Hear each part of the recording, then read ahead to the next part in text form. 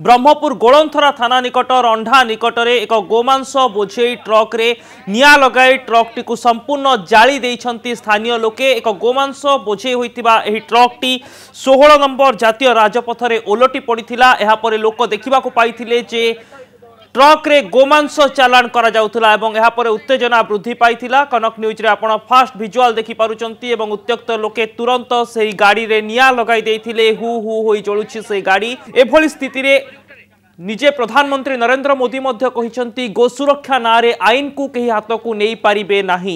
वर्तमान समय सबुठारु बड़ प्रश्न जे ए गोमांस केउठी को चालान करा जाउथला। अपर पक्षरे ट्रक रे निया लगाइबा परे स्थिति आहुरी जटिल होईछि। आईन श्रृंखला परिस्थिति सामना को आसुछि। एथि पई दायी किए एने अधिक अपडेट दबा पई आम सहित फोन लाइन रे जोड़ी होईचंती आम प्रतिनिधि आलोक साहू। आलोक, वर्तमान सुधा ट्रक चालकंकर कोनोसी पत्ता मिलिछि कि बा ट्रक रे जो कर्मचारी थिले सेमानंकर कोनोसी खोज खबर अछि कि? हाँ अभिनव देखो मुझे कही रखे गत काली राति जो भुवनेश्वर रास्ता आंध्र प्रदेश जाऊा समय जो NH16 यही ट्रक टी पलटि जाता। यही ट्रक एक 10 चकिया कंटेनर रही एसी कंटेनर रही प्राय गोमांस पूरा फुल हो रही।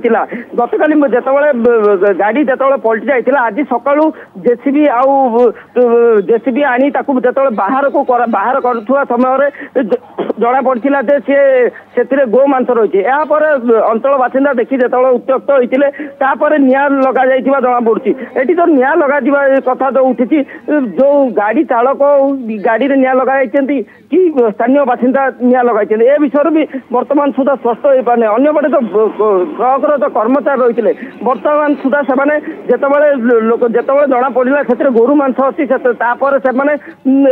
सेठारु फेरार हो जाते। यही दीर्घ समय धरी जो निया लगी प्राय 1 घंटा पर आलोक केतेबेले दुर्घटना घटिला, केतेबेले जना पड़िला जे ट्रक टी रे गोमांस चालान करा जाउछि एवं केतेबेले ट्रक रे निया लागिछि, समय व्यवधान केते रहिछिला?